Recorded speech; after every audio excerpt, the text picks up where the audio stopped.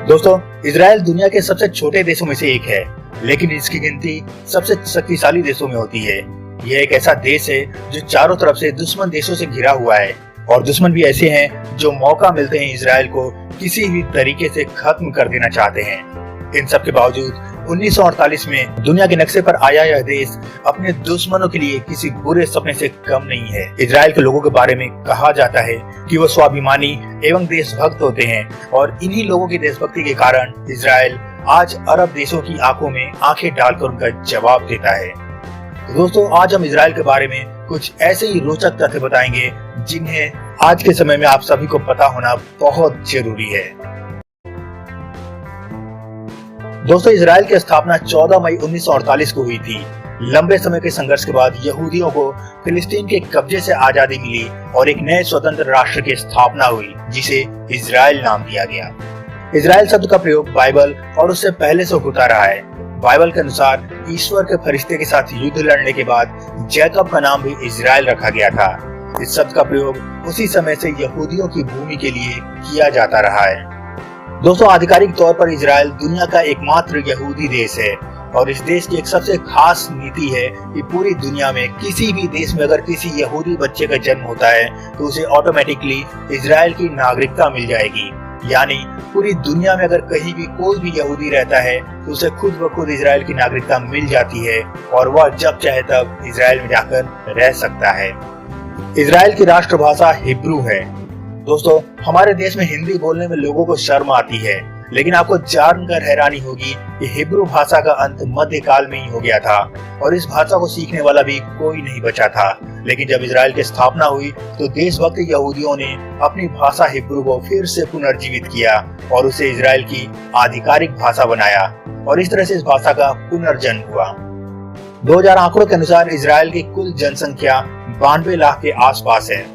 देखा जाए तो यह दिल्ली या मुंबई जैसे शहरों की जनसंख्या से भी कम है। वहीं क्षेत्रफल के हिसाब से देखा जाए तो यह भारत के केरल से भी छोटा है। दोस्तों, इजराइल दुनिया का एकमात्र ऐसा देश है जहां के प्रत्येक नागरिक को मिलिट्री ट्रेनिंग लेना अनिवार्य है। इजराइल का प्रत्येक नागरिक, चाहे वह देश के प्रधानमंत्री का बेटा ही क्यों न हो, उसे कुछ समय के लिए सेना में काम करना अनिवार्य है। चाहे वह पुरुष हो या महिला, हर किसी को इजराइल की सेना में कुछ समय की ट्रेनिंग लेना बहुत जरूरी है। 15 साल की उम्र से इजराइल में बच्चों की आर्मी ट्रेनिंग शुरू हो जाती है। हाई स्कूल की पढ़ाई पूरी करने के बाद उन्हें अनिवार्य रूप से मिलिट्री सर्विस ज्वाइन करनी पड़ती है। वहाँ के नियम के अनुसार लड़कों को 3 साल और लड़कियों को 2 साल सेना में काम करना जरूरी होता है। दोस्तों, इजराइल एक लोकतांत्रिक देश है, लेकिन फिर भी वहाँ भारत या ब्रिटेन की तरह लिखित संविधान नहीं है। वहाँ पर परंपराओं और देशवासियों की सुविधाओं के हिसाब से नियम कानून बनते और बदलते रहते हैं। दोस्तों, आप सभी ने साइकिल तो जरूर चलाया होगा, लेकिन क्या साइकिल चलाने के लिए आपने कभी लाइसेंस बनवाया है? नहीं ना। लेकिन इजराइल दुनिया का एकमात्र ऐसा देश है जहां आपको साइकिल चलाने के लिए भी लाइसेंस बनवाना पड़ता है। इसके अलावा इजराइल दुनिया के उन 9 देशों में से एक है जिनके पास परमाणु हथियार और सैटेलाइट सिस्टम मौजूद है। दोस्तों, इजरायली वायुसेना दुनिया की 4थी सबसे बड़ी और शक्तिशाली वायुसेना है। इजरायली वायुसेना की ताकत का अंदाजा आप इसी से लगा सकते हैं कि 1976 में जब फिलिस्तीनी आतंकवादियों ने 248 पैसेंजर से भरे इजरायली प्लेन को हाईजैक करके युगांडा ले गए थे, तब इजराइल सरकार के आदेश पर ऑपरेशन थंडरबोल्ट, जिसे ऑपरेशन एंटेबे भी कहा जाता है, चलाया गया। इसमें इजरायली वायुसेना अपने देश से 4000 किलोमीटर दूर युगांडा में घुसकर सिर्फ 90 मिनट में अपने सभी बंधक नागरिकों को सकुशल छुड़ा लाई थी। दोस्तों, यह दुनिया का एकमात्र ऐसा देश है जो पूरा का पूरा anti ballistic missile defence system से लैस है। यानी इजराइल की तरफ दागी गई कोई भी मिसाइल इजराइल पहुंचने से पहले ही नष्ट कर दी जाएगी। हथियार ही नहीं बल्कि विज्ञान के मामले में भी इजराइल काफी आगे है। मोटोरोला ने अपना पहला मोबाइल फोन इजराइल में ही बनाया था, तो माइक्रोसॉफ्ट के लिए पहला पेंटियम चिप भी इजराइल में ही बना था। इतना ही नहीं दोस्तों, पहली वॉइस मेल तकनीक भी इजराइल में ही विकसित की गई थी। महान वैज्ञानिक अल्बर्ट आइंस्टीन भी यहूदी थे। उन्हें इजराइल का राष्ट्रपति बनने का भी ऑफर दिया गया था, लेकिन उन्होंने यह कहते हुए इस ऑफर को ठुकरा दिया था कि वो राजनीति के लिए नहीं बने हैं। इसके अलावा मशहूर सोशल साइट फेसबुक के संस्थापक मार्क जकरबर्ग भी यहूदी ही हैं। दोस्तों, अपनी आजादी के समय इजराइल एक बंजर जमीन का टुकड़ा मात्र था, जहां न खेती की जा सकती थी और न ही वहां पानी का स्रोत था।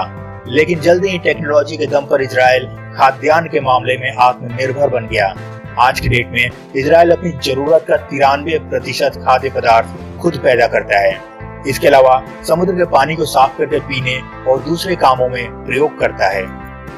दोस्तों, इजराइल में सिर्फ 40 बुक स्टोर ही हैं, क्योंकि यहाँ सरकार हर व्यक्ति को किताबें मुहैया कराती है।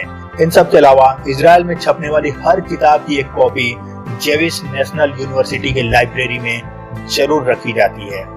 दोस्तों, आज के समय में जब हमारे देश में किताबें बहुत महंगी हैं और स्कूल वाले तो बच्चों के पेरेंट्स को फोर्स करके जबरदस्ती किताबें खरीदवाते हैं, ऐसे में हमें इजराइल से सबक लेना चाहिए, उससे सीख लेनी चाहिए। इजराइल का समुद्र तट सिर्फ 273 किलोमीटर लंबा है। इसके बावजूद यहाँ 137 ऑफिशियल बीच है। इजराइल की खुफिया एजेंसी मोसाद दुनिया की सबसे खतरनाक इंटेलिजेंस एजेंसी मानी जाती है। मोसाद के बारे में कहा जाता है कि एक बार अगर आप इसकी निगाहों में आ गए तो इसके एजेंट्स आपको पाताल से भी ढूंढ निकालेंगे। दोस्तों, 1972 में जर्मनी के म्यूनिक ओलंपिक गेम्स में फिलिस्तीनी आतंकवादियों ने 12 इजरायली खिलाड़ियों की हत्या कर दी थी।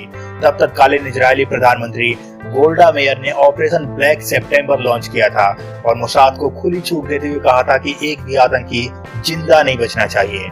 दोस्तों, अगले 22 सालों तक मोसाद के एजेंटों ने उस आतंकवादी हमले में शामिल रहे एक आतंकी को खोज कर मारा था।